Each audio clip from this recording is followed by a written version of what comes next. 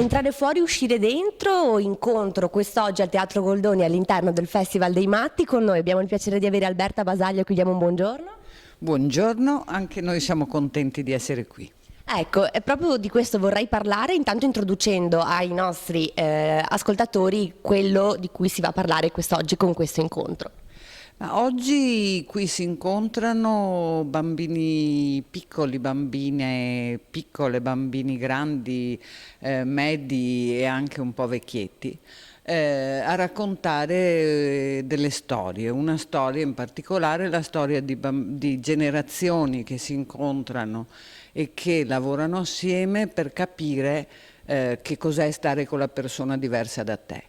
Il lavoro che abbiamo fatto con i bambini è stato molto facile, nel senso che i bambini sono abituati ad essere non trattati, ad essere considerati non persone, e quindi quando si parla della diversità, in particolare dell'essere matto, capiscono molto bene di che cosa si parla e sanno fare dei gran bei ragionamenti che i grandi non sanno fare su questo tema. Ecco, rispetto a questo anche appunto l'aspetto, se vogliamo, anche didattico di queste giornate, abbiamo detto in questi giorni durante gli incontri che quando si parla di follia, quando si parla appunto dei cosiddetti matti, non bisogna parlare solo per addetti ai lavori, bisogna parlarne a 360 gradi, per cui riuscire a parlarne con qualsiasi tipo di persona.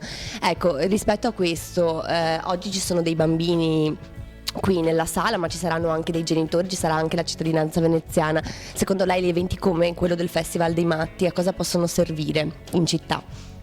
Ma io credo che in città e ovunque queste iniziative servono perché è sempre bene parlare delle cose, di tutto, e quindi anche di queste cose qui, perché si dà per scontato che tutti hanno preso coscienza del fatto che la salute mentale deve essere affrontata in un certo modo, e quindi tutti pensano che i manicomi non esistano più, che le persone legate non esistano più, che le persone a cui vengono fatti gli elettroshock non esistano più. In realtà non è così.